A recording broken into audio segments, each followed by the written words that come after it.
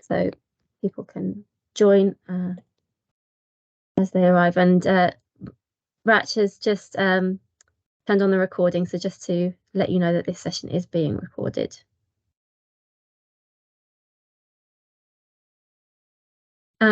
Okay, so welcome. My name is Orla O'Doherty. I am a behaviour change specialist and a physiotherapist by background, and I worked in the NHS for almost 20 years, primarily in musculoskeletal services, but in a variety of areas as well.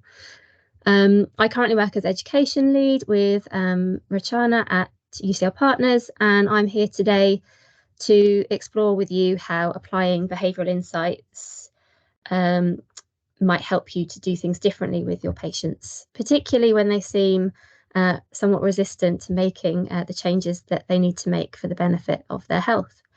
Now, I don't know about you guys who are here today, but I became a health professional because I wanted to support people to recover from injuries, illnesses, to be in less pain and generally live happier, healthier lives. But I realised quite quickly that there were some patients that I just couldn't seem to help, not because I couldn't find the right diagnosis or because I didn't know how best to treat them, but because they weren't following my clinical advice.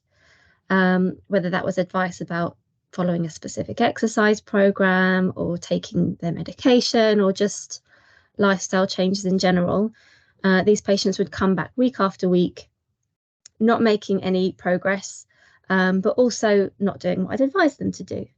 And I was becoming really frustrated. I did wonder if it was just me, but when I spoke to colleagues about it, they were feeling the same frustrations.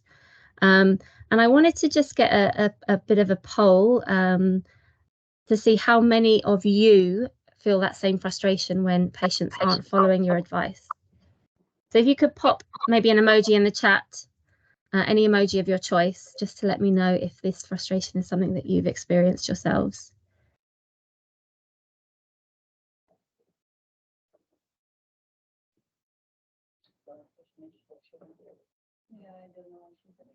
Yeah. Okay. One person at least. It's not just me. That's good. Anyone else experience that frustration when you've given your patient advice about what they need to do differently, taking the medication, getting a bit more active, and they just don't follow what you've said, and it's just really frustrating? Yeah. Okay. Good to know I'm not alone.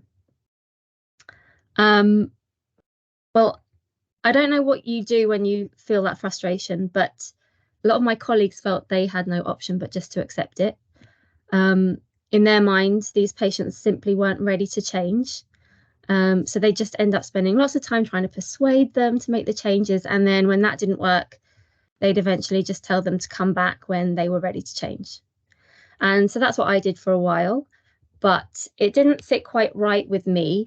I just felt that there might be more that I could do to support my patients to follow the advice and the changes that I was recommending. And if there was something else I could do, just imagine the difference it could make, not only to my patients' outcomes, but also to my effectiveness as a clinician. And so my curiosity in that led me to start reading whatever I could find on the topic. And I realized two things. One is that changing patient behaviour is at the root of everything we try to achieve with our patients. And two, there's a lot of evidence out there about how we might support our patients to change their behaviour. And so I decided that the best way for me to improve my patients' clinical outcomes was actually to do a master's in behavioural science, which is why Rach has asked me to speak with you today.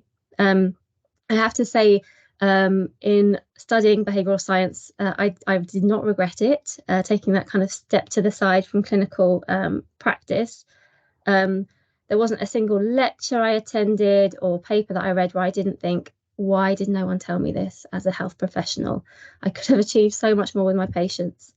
And so what I hope we will be able to do today is to share some of those behavioural insights with you to help you explore how you might do things differently so that you might achieve more with your patients and reduce that frustration that I think we can all relate to when our patients seem resistant to changing. So I'm going to just share some slides so you can follow what I'm talking about.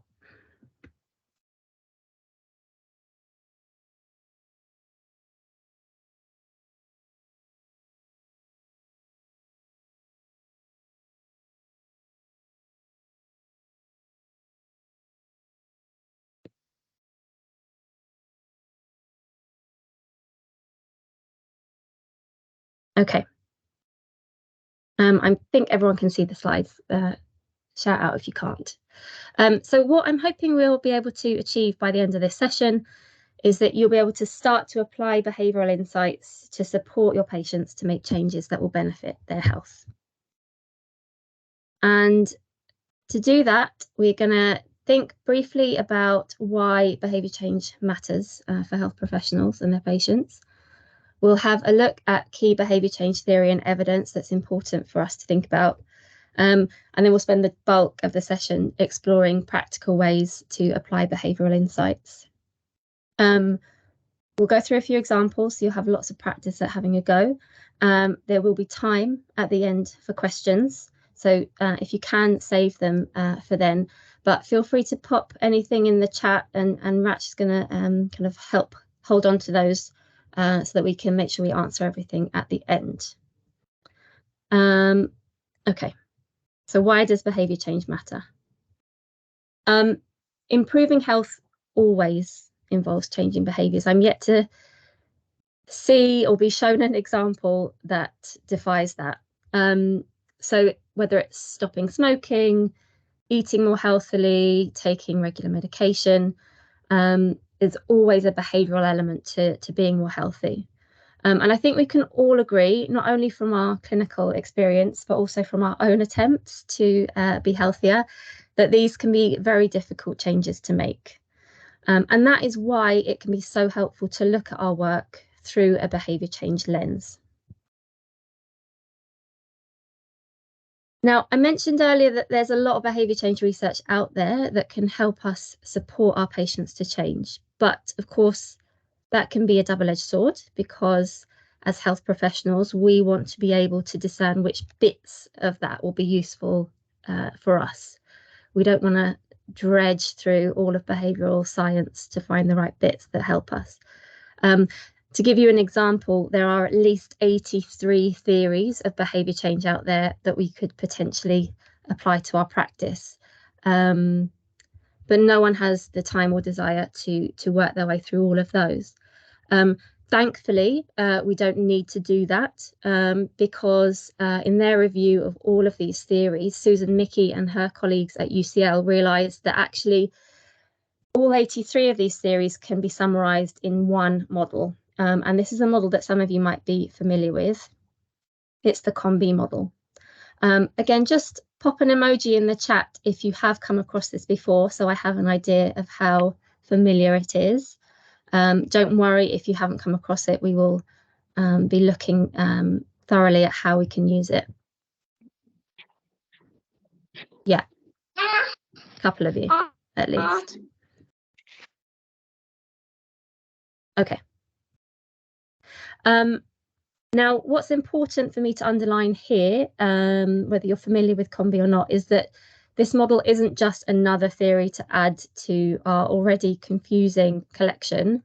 Rather, it's a unifying model of all the theories that allows us to understand and influence our patients' behaviour, no matter what that behaviour is.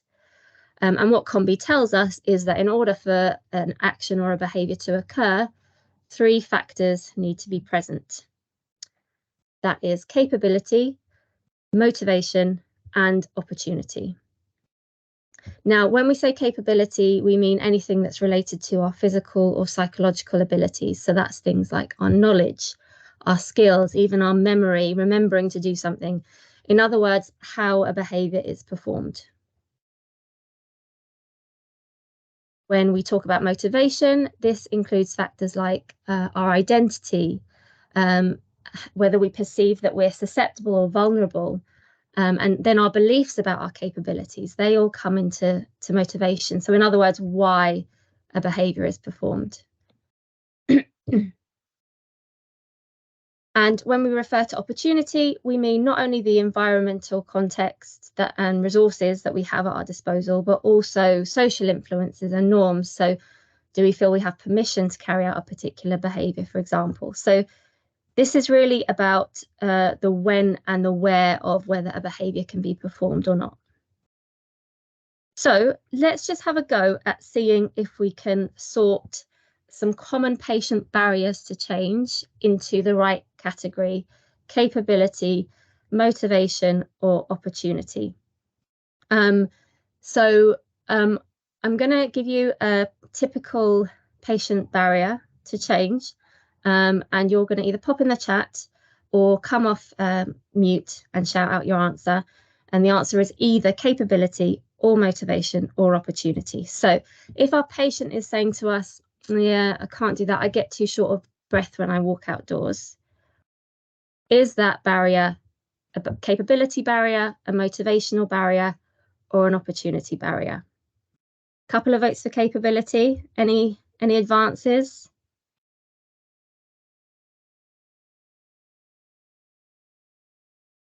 Capability again. Correct. Well done. You've got the hang of this already. Let's try another one. I just always seem to forget to take my medication. Capability, motivation, or opportunity? Again, just pop it in the chat or shout out.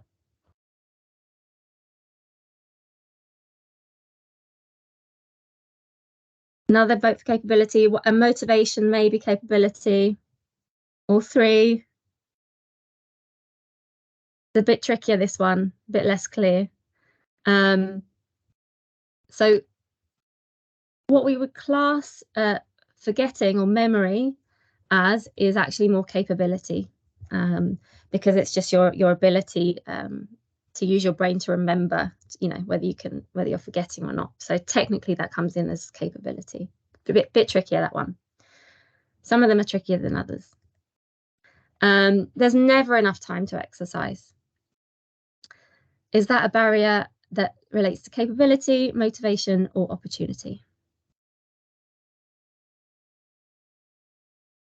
Any offers? Opportunity, we've got one opportunity. Any advances on that? Motivation and opportunity. Any others? Opportunity again. Okay, let's have a look. Yeah, opportunity. Thinking about the time bit being the barrier. So that's about your environmental resources. I don't have the time. I don't have enough time to do something, is an opportunity type barrier. Okay, we're doing well. How about this one? I don't think I'd be able to stick to quitting smoking, that should say. I don't think I'd be able to stick to quitting smoking. Motivation, a couple of votes. Any more? Anyone disagree with motivation? Another motivation. So because this is about your beliefs about your capabilities, you're right. It comes under motivation. Let's try another one. Healthy food is too expensive for me to buy. Capability, motivation, or opportunity? We've got an opportunity vote. Thank you, Louise. Anyone agree, disagree? Another opportunity? Any more? Trickier than it sounds, isn't it? Let's have a look. You're right. Opportunity, because it's about resources, financial resources in this case. Although remember, opportunity barriers can also relate to your social opportunity. So is it the norm in your social group to do it? Do you feel you have permission from your family, friends to do it? Let's have a look at another one. I just don't believe that measuring my own blood pressure will help. Motivation, two of those, three.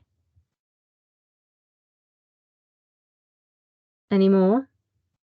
Let's have a look. Yes, it's motivation. Well done. Because it relates to their beliefs about the consequences of the behavior. So that's another one that comes under motivation. Let's do one more, I think. Yeah. Well, my mum smoked 20 a day and lived to 100. I've heard this many, many times. Is this an issue of capability, motivation, or opportunity? Motivation, motivation, motivation. Yes, lots of motivation votes. Yeah. This is about the patient's perception or lack thereof of perceived vulnerability to continuing with an unhealthy behaviour. So it comes under motivation. Very good. Well done. I think we've got the hang of this. So how can behavioural science help us work out what to do about any of this? If we're able to categorise our patients' barriers according to capability, opportunity, motivation, well, what do we then do about it? Well, in general, there are 3 simple rules that we can follow. If their capability is low, essentially keep up the good work, because this is something that health professionals are already brilliant at addressing. We are always quick to teach a technique where someone doesn't know it, provide them with written instructions on how to do it, check that they're doing it right, get them to set reminders if they say they're forgetting to take their medication. We've pretty much got this barrier covered. So enough said about that. I'm going to leave that one there.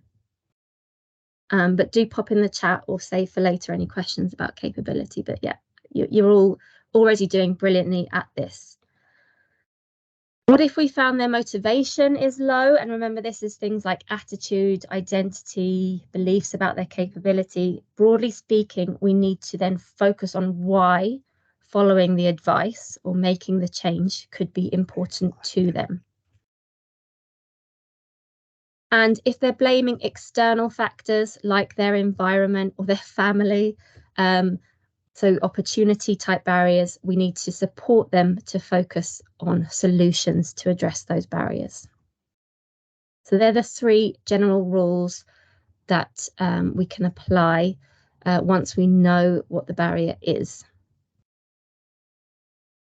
Okay, so how might we go about applying these ideas to support one of our patients to change their behaviour?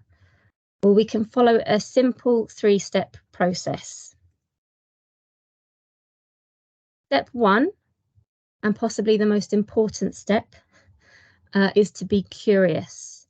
If you remember only one thing from this session, let it be this: our patients are the only people who hold the information on what's getting in the way of them following our advice and changing their behaviour. So we need to ask what's getting in the way. And if we're going to fully understand whether it's a patient's capability, motivation, or opportunity that's getting in the way, the best thing we can do is ask open questions, because unlike closed questions, open questions will give our patients the chance to give us that rich information that we're looking for.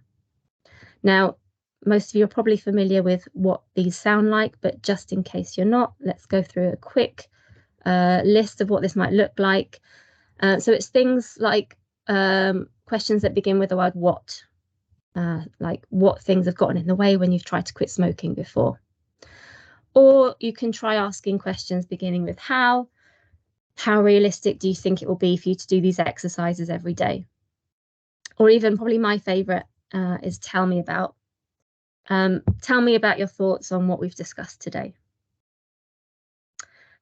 And if we expect our patients to answer those questions openly and honestly, we also need to respond to their answers in a way that demonstrates we have empathy with their point of view. Now, this doesn't mean we have to agree with their perspective. Rather, it just demonstrates that we recognise the rationale behind the position they're in, and that makes them feel safer to share it with us without fear of judgment. And we can show this by affirming their perspective. So, for example, this has clearly been a hard time for you, or actually a lot of my patients feel like that, so you're not alone. And then using reflection to check and demonstrate that you've understood them. For example, okay, so in the past, you've managed to quit smoking for short periods, but when you're in social situations, you tend to slip back. Is that right? The other benefit of reflecting your understanding back to them is not only will they see that you understand them.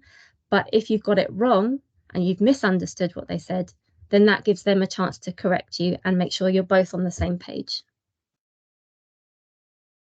So step 2 is to, once we've heard what they've said about what's getting in the way, to give them that diagnosis. Is it capability? Is it motivation? Or is it opportunity that's getting in the way?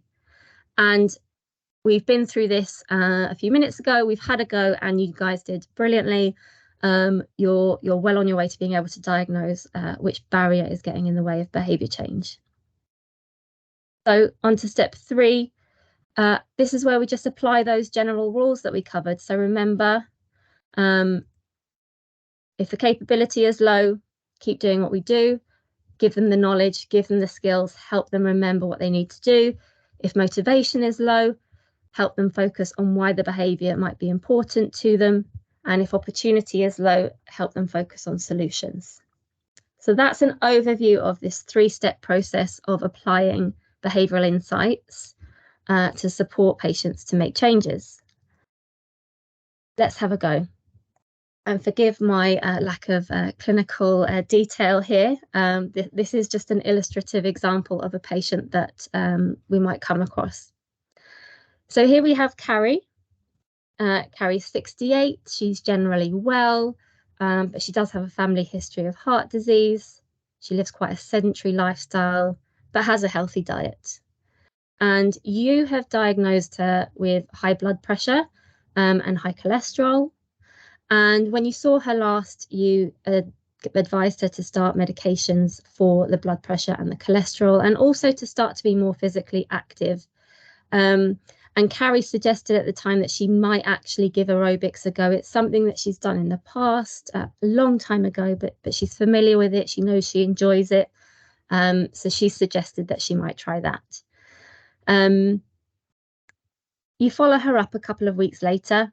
And she's taking her medications as prescribed, but she is still sedentary. She hasn't gone back to exercise. She's not doing aerobics.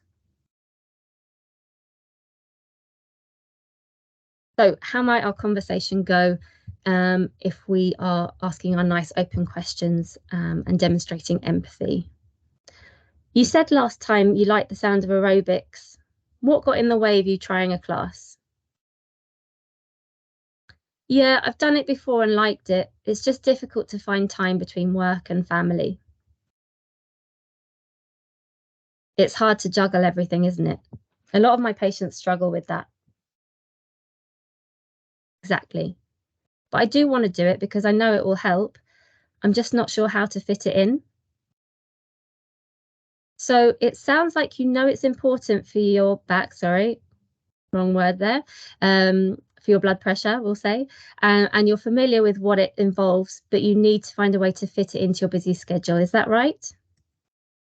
That's right. Okay, so we've had a nice open conversation there to try and find out what is getting in the way of Carrie becoming more active. So another question for you: which one factor poses the biggest barrier to Carrie becoming more physically active based on that conversation? Is it her capability, her motivation, or opportunity? And again, pop in the chat which one you think it is, or shout out if that's easier. And I might just flick back to that last page so you can have another look if you need to. We've got a couple of votes for opportunity.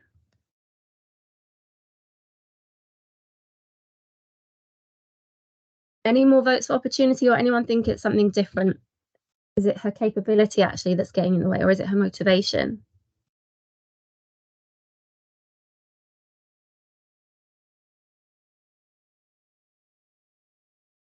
Everyone else holding their cards close to their chest.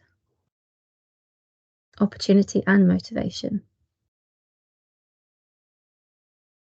Spreading your bets.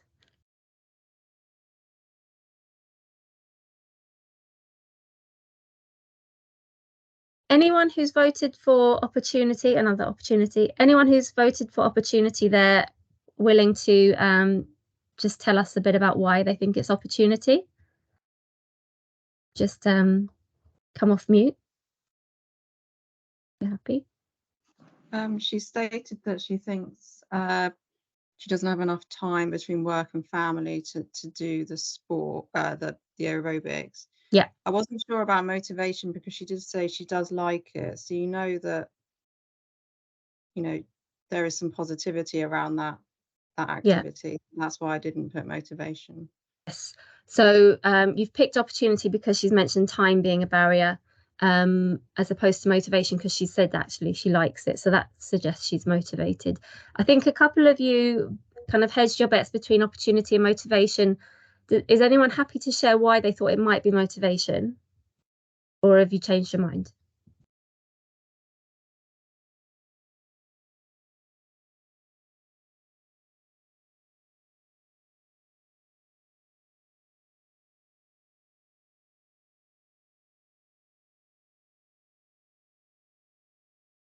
This understand the rationale for doing, therefore opportunity has need to find a solution. Yeah.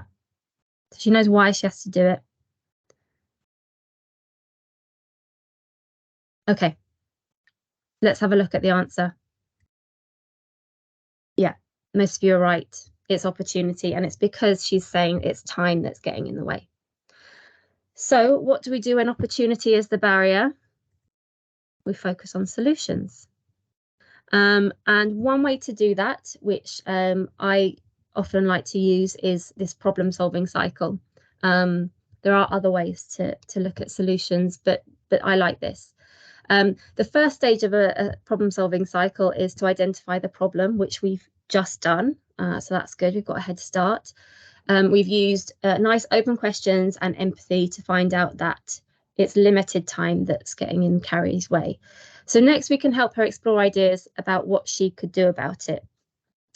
So for example, we could ask, have you got any thoughts about how you could get around that? Or, and the type of things patients typically might come up with are things like maybe planning to do the exercise still, but for a shorter amount of time. Or they might suggest picking a different exercise that requires less time. Or they could make changes elsewhere in their schedule to free up more time to do the original exercise. That's the ideal world, that the patient would come up with a suggestion like that. Sometimes they might struggle to come up with any ideas at all. So we might say something like, okay, shall we see if we can come up with some ideas together for how to deal with it? Or even, some of my other patients have had this problem. Would you like me to share how they've dealt with it in the past? So you've got options regardless of whether they come up with a solution or not. But either way, we have a process of getting this short list of options. And then once we have a few ideas, Carrie can choose one and make a plan. So we could ask Carrie at this point, okay, which of the ideas we've talked about today would you like to try? Remember, it does have to be Carrie who chooses the idea, because it's Carrie that's best placed to know which idea is most realistic for her. So Carrie decides that actually it's probably more realistic for her to start by getting back to walking. She can fit in a short walk after she drops the grandkids off at school and before she starts work. So at this point, we just help Carrie to set a SMART goal. You're probably familiar with what that is. I won't bore you with that. And we get her to set an action plan for that goal as well. And we book a follow-up. She gives it a go. And when we follow up, we kick off with our nice open questions again. How did you get on with the plan? And so we've got 3 possible outcomes here. If Carrie's achieved what she aimed for, we can give her positive reinforcement and help her progress her plan if she'd like to. If she's partially achieved her plan, again, we can give her positive feedback about what she has achieved, and then work through the problem-solving cycle to find a solution for the parts that she struggled with. And if she hasn't achieved her goal at all, we can still commend her for having a go, and then ask things like, what got in the way? Again, supporting her through that problem-solving cycle, perhaps helping her find a more realistic goal if need be. Whatever the outcome at this point, by applying COM-B and those general rules, and the 3-step process, we can see that we've now got to a place with Carrie where we have a shared understanding of what she needs to do, what's getting in the way, and how she's going to overcome those barriers to change.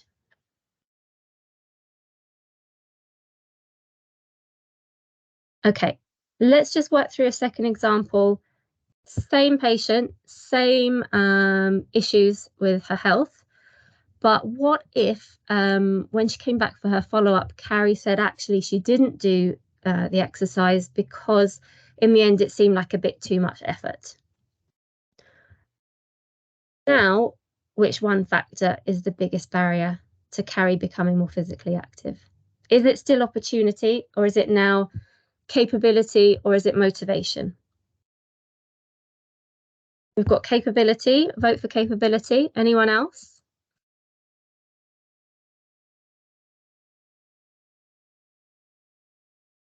A capability plus motivation. Okay, thank you. Any other offers? Again, motivational capability. Yes, need to find out why it's too much effort. Fair enough.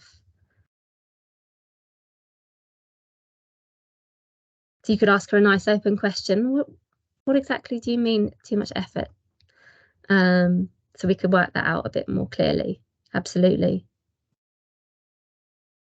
That ambiguity is my fault. I was thinking more of, oh, I can't be bothered kind of effort. In which case, the barrier here is motivation. So what do we do when motivation is the main barrier? You might remember from the general rules, if motivation is low, it helps to focus on why the behavior might be important to the patient. Now, if any of you have done motivational interviewing or are familiar with it, that would be my go-to tool for this.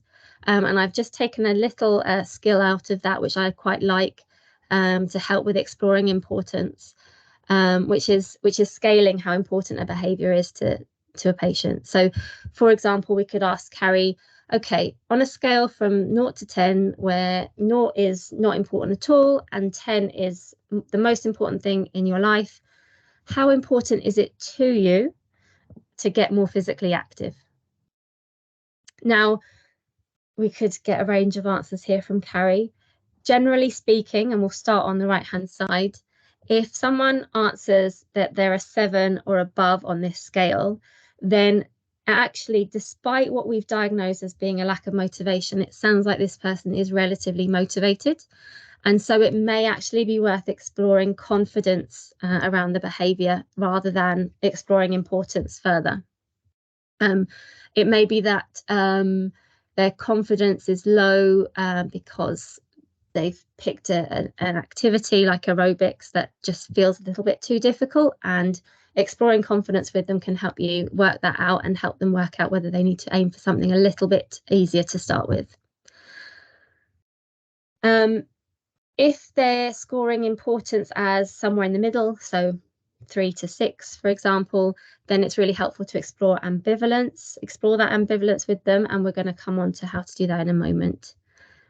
If actually they say it's really not important at all, it's somewhere like a 0, a 1, or a 2, then I think we need to reconsider at this point whether the behaviour that we've identified as them needing to do is actually that important to them.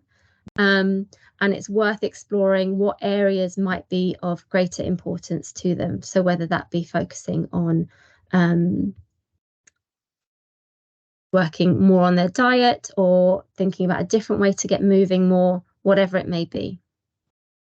So let's just have a think about exploring ambivalence. What if she says it's about a 5? So if we're exploring ambivalence, what we're doing is we're trying to get the patient to think about, okay, well, what makes it a 5 rather than something else? So what makes it a 5 rather than a 6 or a 7? And they will come up with reasons why it's slightly less important than it might be. So for example, well, it is somewhat important, but you know, I have these other things that I need to get done, and I'm not sure that it's going to make that much of a difference. There'll be a list of reasons potentially. And like we did when we were being curious and finding out what was getting in the way, we can affirm what they've said and then reflect it back to them. Next, we look at, okay, well, what makes it a 5 rather than a 3 or a 4? And this is a particularly useful part of exploring importance, because we're getting them to really think about why it is somewhat important. Why is it a 5 and not a lower score? So she may come up with ideas like, well, it is something that I enjoy and I've always been meaning to go back to it. And I did always feel healthier when I was doing it, for example. And again, we use our nice kind of open, empathetic communication skills to affirm and reflect what they've said. And at this point, which can feel quite tricky, we give them time to consider those thoughts. So we reflect all of that back to them. We summarize it all back to them and get them to think about, okay, well, actually, is it a 5? Or now that I think about it, is it more like a 6 or a 7? And if importance does remain below 7, at this point, it may be worth exploring with them areas that might be of greater importance that they can start to focus on.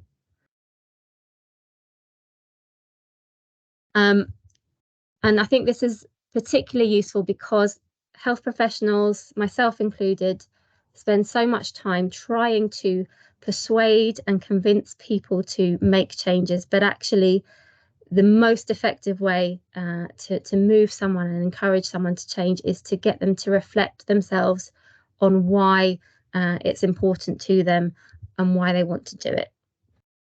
So I'm going to stop sharing. And we have time for questions if anybody has any.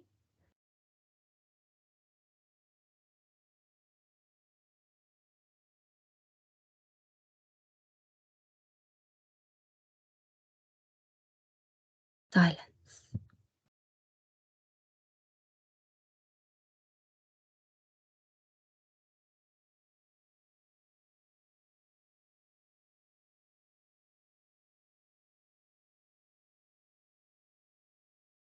If no one has any questions, oh, we do have a question.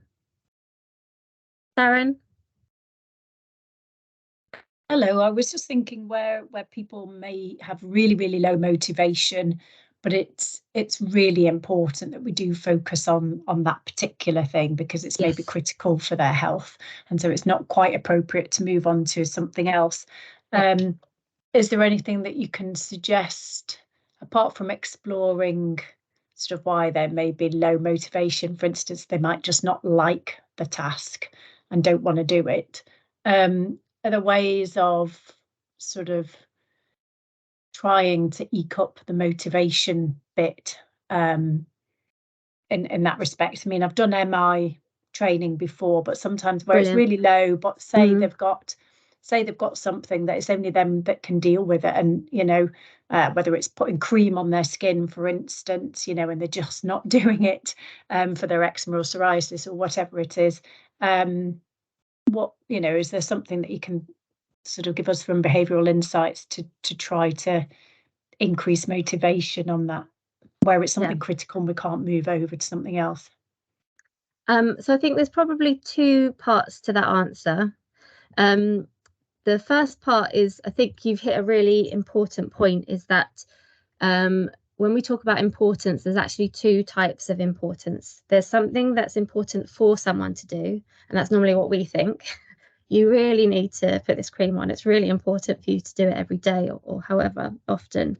And then the other type of importance is important to them, which I kind of underlined in one of the slides. And the challenge is that it is very difficult to externally motivate someone and just convince them, persuade them that something is important for them. Sometimes we can do it, you know, if we realize that actually they just don't think it's important. It's not important to them because they just don't realize the consequences, and we just need to inform them and increase their knowledge. So if you remember from the COMBI model, that actually increasing capability does indirectly increase motivation, because sometimes it's a knowledge gap that causes them to not believe that it's going to work.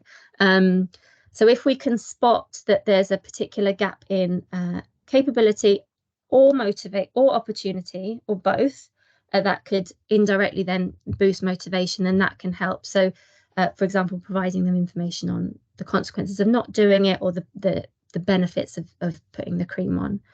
I think it can often feel like when you're exploring importance, if they're scoring low and you then let them explore other areas of importance, that you're giving up on, that you're not pushing hard enough on that one behavior that you know is important for them.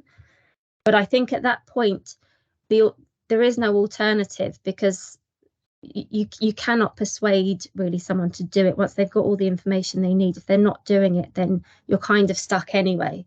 So at least if we can explore other areas of importance, then you are not just completely giving up on doing anything. So that's kind of the first part of the answer to that question. The second part, which is maybe a bit more hopeful, is that these general rules that I've shared with you today are very much general rules. There are a lot more, there's a lot more detail that we could potentially go into, and I'll share it in the chat now in a moment. But there is a particular framework that I often go to, which is called the Theory and Techniques tool. And what it does is it breaks down barriers to behavior into finer, more discrete categories than capability, opportunity, motivation. In fact, there's 26 different categories of barrier, and they are all subsections of capability, opportunity, motivation. So they're not going to seem wild and wacky, but they're things like beliefs about capabilities, beliefs about consequences, knowledge. So they break it all down. And what they have is a lovely map, which is based on a triangulation of expert consensus and evidence base, that then shows you specific behavior change techniques that work for that particular barrier. So that's another option to look at, to see, okay, is there something specific I could be doing, a particular way we could be approaching this? For example, should we actually just be focusing on goal setting, or priming, or setting up habits, or different behavior change techniques work well for depending on what the different barriers might be. So that would be another resource to have a look at in a bit more detail. Thank you. Thanks, Sharon. Any other questions?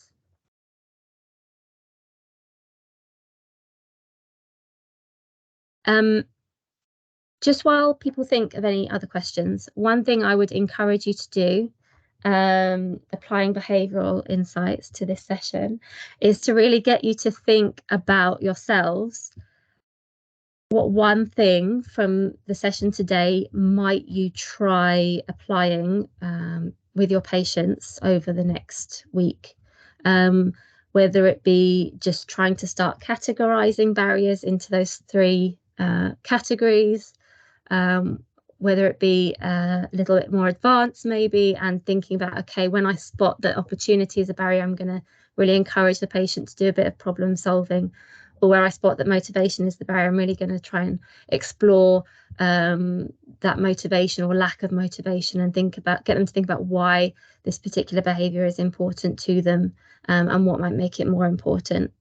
So have a think about that, and try and make a little plan and set yourself a goal as well, for how you might start to do that. Are there any resources you could recommend for us to further our learning online, preferable, please? Particularly on motivational interviewing? Yes, I will share those via Ratch. I'll pull a list together, and I'll also share the Theory and Techniques tool website as well. For those of you in NCL, I know that Whittington run a program called the Advanced Development Program, or ADP. The name does not give away at all what it's about, but it's there to support clinicians to use motivational interviewing to support self-management. And that's a much more comprehensive program than we've been able to cover today, but I would highly recommend that, or anything similar. But I will pull some online resources together as well, to be shared. So yeah, Sharon, yeah, you're going to try and categorize more, going into MI mode for information mode, or problem solving mode. Naturally, yes. I think sometimes these modes, problem solving, MI, motivational interviewing, or information sharing, can feel like common sense, and sometimes we do automatically do the right thing.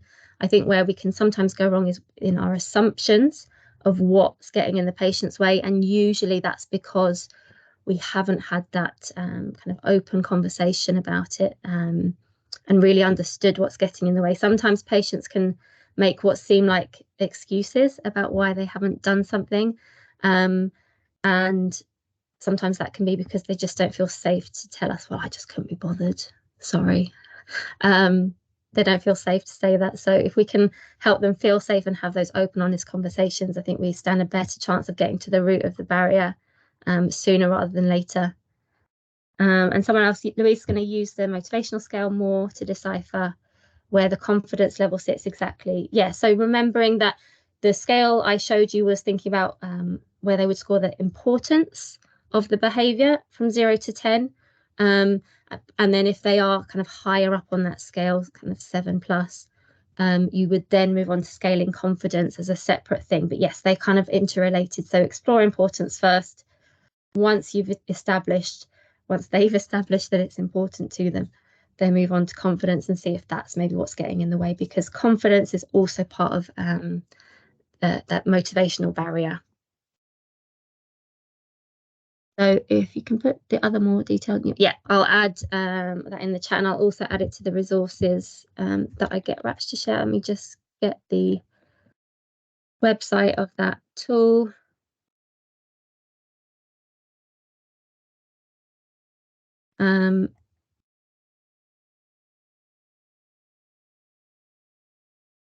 What's really nice about this tool, maybe just because I'm a bit of a geek when it comes to these things, is that you can click on each little section and it will show you even the strength of the evidence down to the p-values of how clear this association is between this barrier and this behaviour change technique.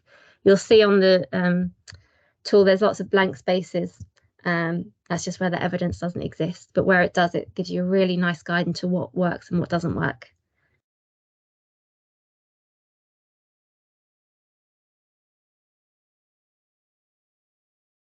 Any other questions?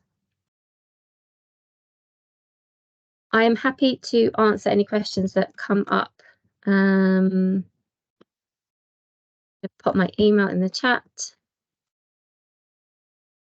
Feel free to email me if you think of anything else. Yeah, the blank spaces are great ideas for future research, Sharon, definitely.